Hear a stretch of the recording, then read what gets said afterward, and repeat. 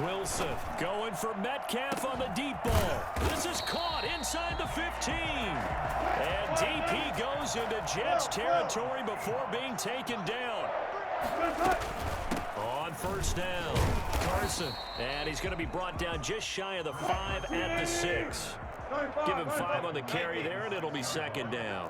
A gain of 5 brings up 2nd and 5. From the gun, Wilson in trouble, and he'll go down back at the 12. Now, the number one mission of any offensive line, you got to protect that quarterback, keep him safe back there. This time, the rush got to him in a hurry. Wilson of the Seahawks looking for something big following the sack. It's 3rd and long here. Operating from the gun, Wilson, and he's going to go down again. A CD, so often we talk about quarterbacks holding on to the ball too long. Well, we can't say that there. He had no time to do much of anything.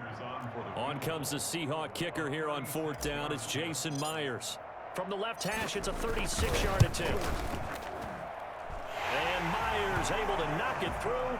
And they're on the board now. It's 15-3. And they decide fairly early here they need the ball back, so here's an onside kick. So they do get 3 points, but that's now 3 drives with only the 3 points, not a ratio that's going to win you many ball games. Not at all, Brandon. And think about it this way. We all know payoff is the key, right? And wouldn't we love to have the concession on every T-shirt that's been printed in football that says finish on it? Because that's the mantra everywhere. Got to be able to finish drives, put points on the board. Escaping the pressure right. And he can't get rid of it. He's taken down. Credit the sack to Shaquem Griffin. Well, partner, we know they came out of the locker room down on the scoreboard, but I will guarantee you the defensive side of the ball got super emotional. They can come out and play with aggressiveness, with fury, because they don't have to be quite as precise, and it paid them. And the pressure gets to him again. So when you have good field position to start a drive and you give up back-to-back sacks, that can be demoralizing for a team. Darnold and the Jets come up 3rd and long following the sack.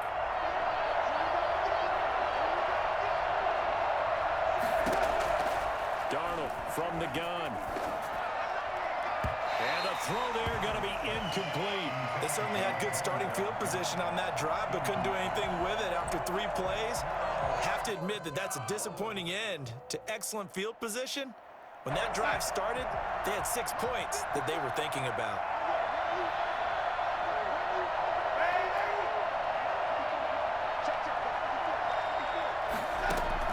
They're going to go. It's Darnold. Oh, you saw that one coming. It's intercepted. Thrown back across his body.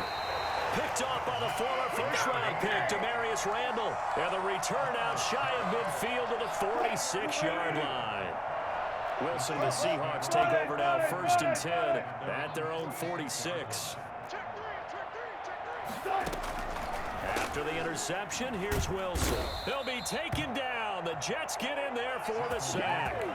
This has been a tough one for this offensive line. It appears almost like they've been on roller skates this entire game, the way they've been pushed around. 6 sacks given up in this one.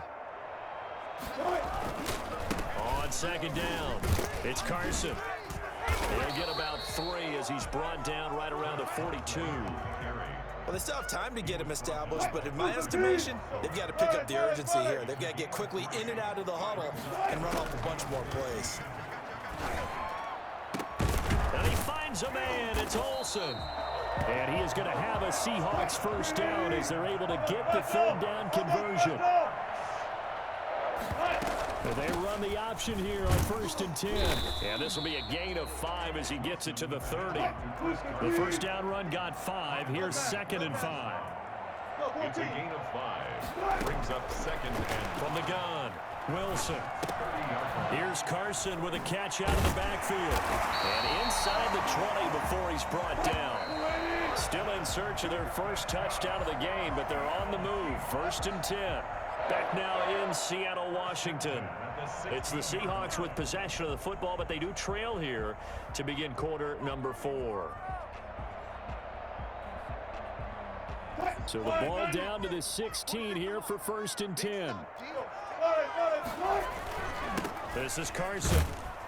Able to fight for about 4 yards there to the 13. off to Chris. On any running play that's called, they're always hoping that it's going to break big and go the distance. But when you get a nice game like that, you're able to do so many things anyway. You can come back and run essentially the same play again, continue to move the ball on the ground, or you can decide to throw the ball now because usually you have the defense back on its heels.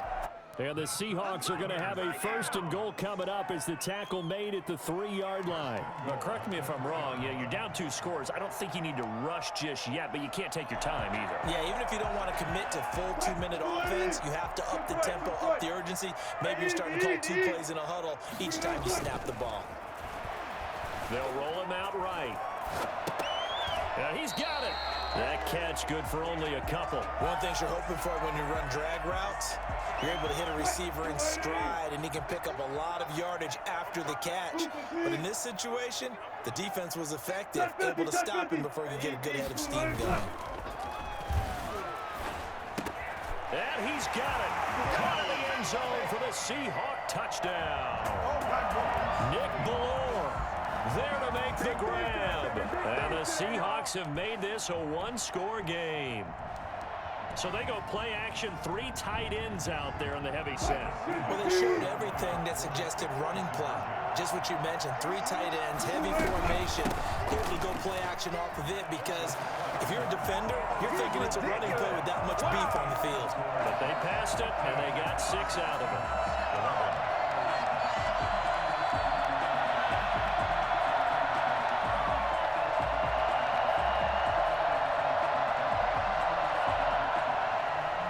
Jason Myers to kick off for Seattle. And after the touchdown, here's Myers to boot it away. On the return, Corey Ballantyne. The lane opens here. He's past the 30. And he'll have this past the 30 prior to going out of bounds. At their own 32-yard line. Jets offense coming up now to start their next drive. After the touchdown we just saw, we have a brand new ball game. And now look at the situation. You got plenty of time on the clock. Defensively, they have 3 timeouts. So do you run the football here or do you throw it? I think you have that full conversation with your offensive unit, and you tell them, here's the situation.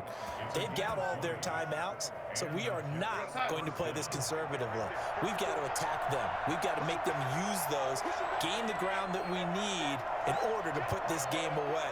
If you think we're just going to run it 3 times and punt it, you've got another thing coming. Yeah, I mean, by the way, also the 2-minute warning in play, so essentially 4 timeouts left. They have to be aggressive here. Gore. And he's going to get this one down near the 45-yard line. Now the Seahawks going to use the first of their timeouts. It's just their first. They'll be down to 2 remaining as we step aside here in the 4th quarter. The last run got 3. Now here's 2nd and 7. Now they'll get this to Mims on the jet sweep. They had 3 yards on first down, just 1 yard there. Let's just make this one succinct. Nice job there. All 11 guys on defense diagnosing the jet sweep and putting it down. One of the bigger plays in the game thus far. The crowd getting into it as we come up on a big 3rd down.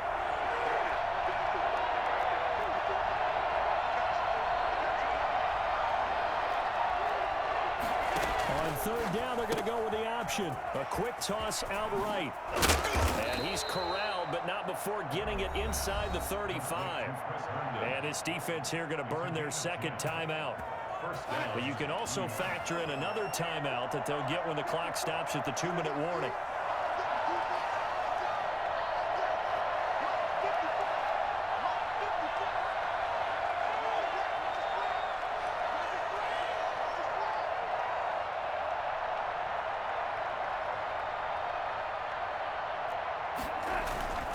On 1st down, it's Gore.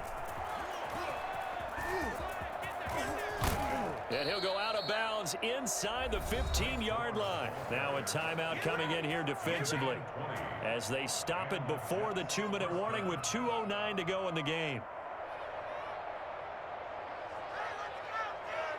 Not totally home free yet, but it's looking good as they come up 1st and 10. From the red zone now, they'll look to throw. Oh, it's a screen pass. That's complete. He's taken down at the 7 after a gain of 7. Fourth quarter, down to the final 2 minutes, and we've got a one-score game. Second down and 3, ball on the 7. They'll try and run some clock here as they keep it on the ground. And the hole closes quickly here. He can fight only to about the 4. Vision is so important for the man in the middle because his ability to look through all the clutter that's happening in front of him, diagnose a play, and then go make it and finish it, that's when the great ones know that they have the goods. 3rd and inches, and they've got some extra beef up front. 3 tight ends. They're going to go with a tight end here on the running play. And he won't have the touchdown, but he will have the first down as he's tackled at the 2. They give him 2 yards there as they're set up now with a 1st and goal. It's 1st and goal, and a late touchdown at this stage could officially salt this one away. They hand off to their big tight end. Hammering for the goal line. He loses the football, and the Seahawks have picked it up. He's at the 50. The 30, the 20, 10, and in for the score. Are you kidding me? They return it, and they take the lead. And that is a tough pill to swallow. All they had to do, Charles, keep the ball, work this clock. The only way for the defense to win was to force the fumble, and they did. Took it the other way for a score, and now if you're the offensive team, it will take a miracle, perhaps, to win this ball game. Extra point up and through by Myers. So it's now a 3-point game here in the closing stages as a field goal now can only tie it.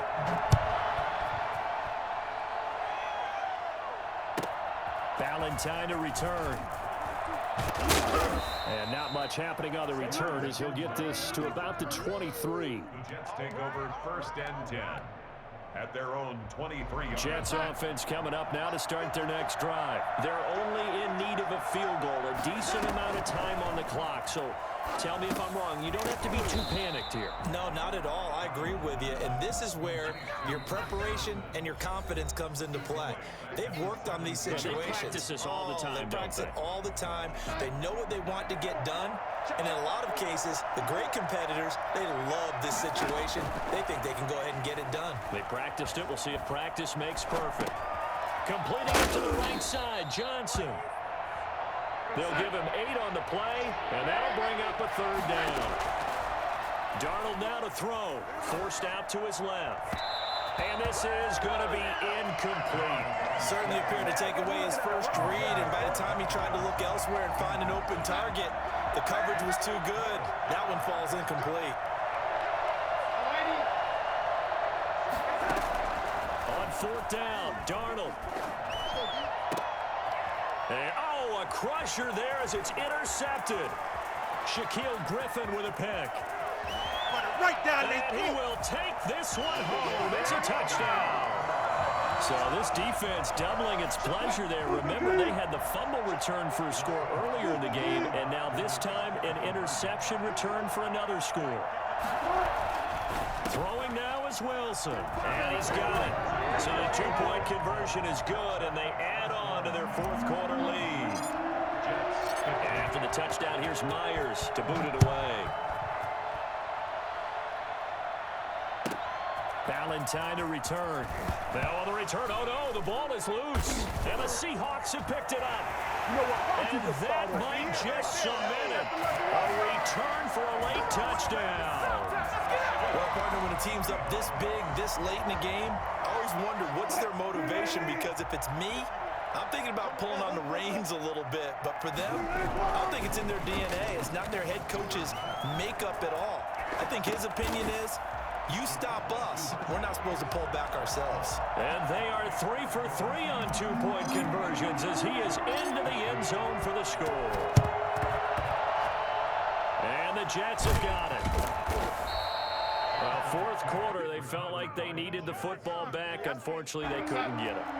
And I know we brought analytics into the game, and someone has said here that the data says that when a team's expecting an onside kick, 80% of the time, the team expecting it, they do actually recover the ball, which is what we saw here.